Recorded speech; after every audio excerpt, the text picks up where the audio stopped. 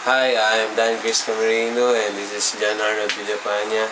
At estudyante po kami sa Ceresal University. Ang course po namin ay Computer Engineering. At ito po yung design project namin at tawag dito ay Development of Space-Saving Home Automation with Voice Recognition System. yan. At sa pintuan natin, syempre kailangan natin ng security. So may passcode kami. So magpa-password tayo. Ngayon, random muna, no? Pag mali ang passcode, hindi siya mag-open. Pero, pag tama ang passcode mo,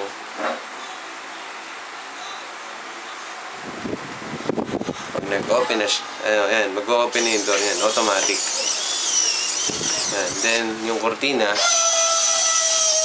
yan. So mag-open siya. So, Then, pag nakapasok ka na sa condo mo, pwede mo nang i-command ngayon yung pinto para magsara. Door. Yan. Same goes with the other furnitures. So una, meron tayong bed.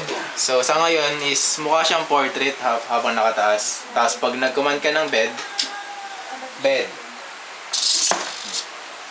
Tapos meron din tayo sa table. Yan. Saka yung sa TV closet. TV. Yan. So, same commands lang din gagamitin para ibalik sa pwesto. Bed. Table. TV. Yan. Tapos, meron din tayong voice command na ilaw. Lights.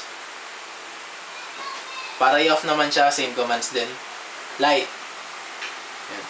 Tapos, meron tayo ditong light dependent resistor para ma-detect yung daylight. So kapag maliwanag, naka-open siya yung kortina, tapos naka-close yung ilaw. Pag madilim naman na, so yan, magko-close yung curtains natin, tapos mag-open naman yung ilaw. So pagka maliwanag na ulit, bubuksan niya yung kortina, tapos close yung ilaw. Then ito yung circuit box. Yan. Meron tayong voice recognition module, tapos Arduino microcontroller, tapos yung circuit box. Yung circuit namin, bali may dalawang motor driver, tapos switches, tsaka LED lang para indicators. So, this is the development of space-saving home automation using voice recognition system. at yun, shoutout nga pala sa grupo natin, Hyperlink. Thank you! Thank you.